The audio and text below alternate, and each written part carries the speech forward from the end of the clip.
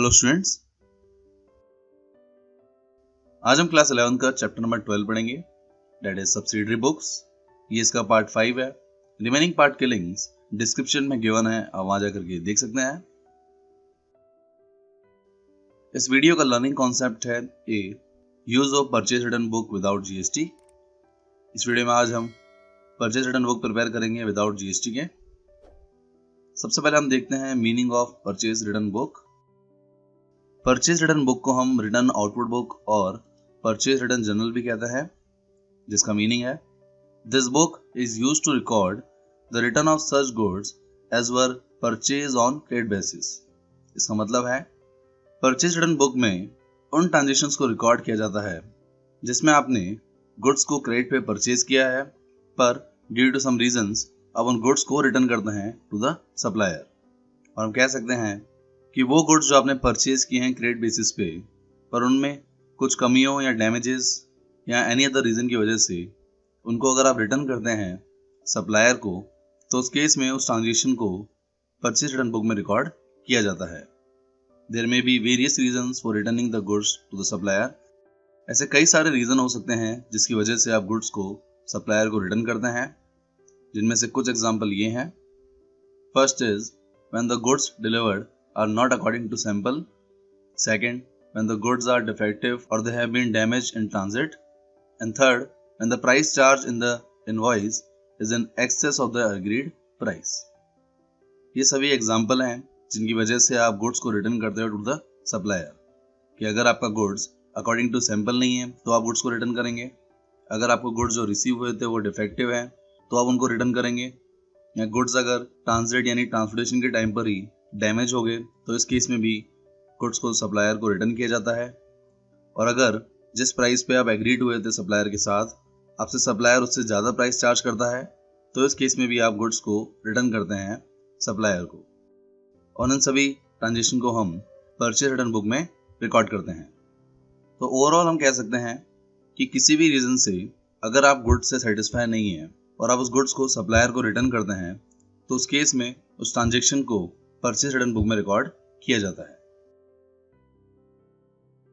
Now next देखते हैं format of purchase return book without GST.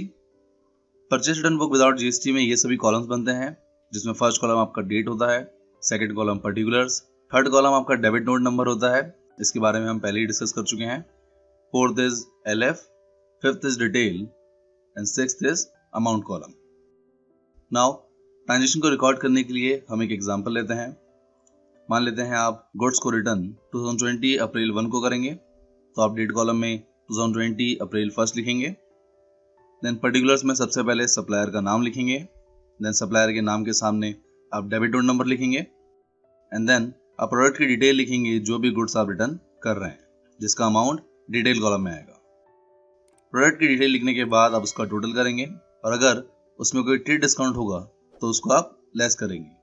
Less करने के बाद जो अमाउंट आएगा उसको आप लास्ट कॉलम में लिखेंगे, विच इज अमाउंट कॉलम। और इस तरह आप परचेज रिटर्न बुक में सभी ट्रांजेक्शन को रिकॉर्ड करते हैं। सभी ट्रांजेक्शन को रिकॉर्ड करने के बाद आप परचेज रिटर्न बुक को क्लोज करेंगे। आप डेट कॉलम में मंथ की एंड की डेट लिखेंगे, जो इस केस में अप्रैल 30 है। देन पर्टिकुलर्स में लिखेंगे purchase return account credit, and then amount column का ओवरऑल टोटल करेंगे। और ऐसा करने से आपकी परचेज रिटर्न बुक कंप्लीट होती है। इसको और बेटर समझने के लिए हम एक क्वेश्चन देखते हैं। ये इस चैप्टर का क्वेश्चन नंबर 5 है, which is enter the following transaction in the purchase return book of SH book depot Delhi. आपको इन सभी ट्रांजेक्शन को रिकॉर्ड करना है। इन सभी ट्रांजेक्शन को हम परचेज रिटर्न बुक में रिकॉर्ड करेंगे of SH book depot. Transaction को रिकॉर्ड करने के लिए सबसे पहले हम सोल्यूशन में परचेज रिटर्न बुक का फॉर्मेट बनाएंगे। आप सोल्यूशन में हेडिंग लिखेंगे in the books of SH book depot Delhi. Then आप लिखेंगे purchase return book, and then आप परचेज रिटर्न बुक का फॉर्मेट बनाएंगे। नाउ हम एक एक करके सभी ट्रांजेक्शन को रिकॉर्ड करेंगे। सबसे पहला ट्रांजेक्शन आपने किया है जैन 3 को। इसमें आप पवन बुक सेंटर जो दिल्ली में बेस्ड है, उसको आपने गुड्स रिटर्न किए हैं और ₹3000, जिसका डेबिट नोट नंबर है 122। तो इस ट्रांजेक्शन को आप परचेज रिटर्न बुक में रिकॉर्ड करेंगे। सबसे पहले आप डेट कॉलम में लिखेंगे 2020 जनवरी 3, देन पर्टिकुलर्स में सप्लायर का नाम which is Pawan book centre Delhi, and then आप डेबिट नोट नंबर लिखेंगे 122। क्योंकि इस ट्रांजेक्शन में आपको प्रोडक्ट की डिटेल गिवन नहीं है, इसलिए आप सप्लायर के नाम के सामने ही अमाउंट को लिखेंगे विच इज ₹3000। देन ट्रांजेक्शन में आपको ट्रेड डिस्काउंट गिवन है, अब इस ट्रेड डिस्काउंट को लेस करेंगे।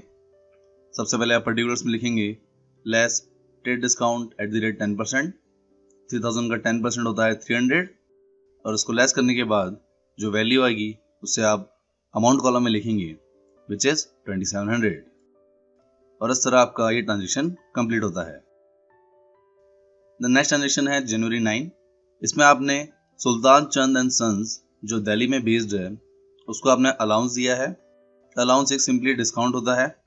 आपने अलाउंस इसलिए दिया है क्योंकि आपने किसी अकाउंट में मिस्टेक कर दी थी फॉर ₹1000, यानी आपने शायद सुल्तान चंद एंड सन्स अकाउंट को 1000 से ज़्यादा कर दिया था, इसलिए उसे आप कम करने के लिए अब उसे अलाउंस दे रहे हैं जिसे हम डिस्काउंट कहते हैं, जिसका अमाउंट है ₹1000, जिसका डेबिट नोट नंबर है 123। तो इसको भी हम परचेज रिटर्न बुक में ही रिकॉर्ड करते हैं। सबसे पहले आप डेट कॉलम में लिखेंगे जनवरी 9, पर्टिकुलर्स में सप्लायर का नाम which is Sultan Chand and sons Delhi, debit note number है 123, एंड क्योंकि इसमें कोई डेट डिस्काउंट नहीं है इसलिए आप अमाउंट को लास्ट कॉलम में लिखेंगे विच इज 1000, और इस तरह ये ट्रांजेक्शन भी कंप्लीट होता है। द नेक्स्ट ट्रांजेक्शन है जनवरी 22। इसमें आपने मेहता स्टेशनरी मार्ट जो दिल्ली में बेस्ड है उनको गुड्स रिटर्न किए हैं, क्योंकि गुड्स जो है वो सैंपल के अकॉर्डिंग नहीं थे, जिसका अमाउंट है 2500, और जहां डेबिट नोट नंबर है 124। तो इसको भी हम रिकॉर्ड करेंगे। सबसे पहले आप डेट कॉलम में लिखेंगे जनवरी 22, पर्टिकुलर्स में सप्लायर का नाम which is Mehta stationery mart Delhi, and debit note number है 124। इसमें भी आपका ट्रेड डिस्काउंट नहीं है, इसलिए आप अमाउंट को लास्ट कॉलम में लिखेंगे विच इज 2500, और इस तरह आपके सभी ट्रांजेक्शन कंप्लीट होते हैं। नाउ हम परचेज रिटर्न बुक को क्लोज करेंगे। इसके लिए आप डेट कॉलम में मंथ की एंड की डेट लिखेंगे विच इज जनवरी 31।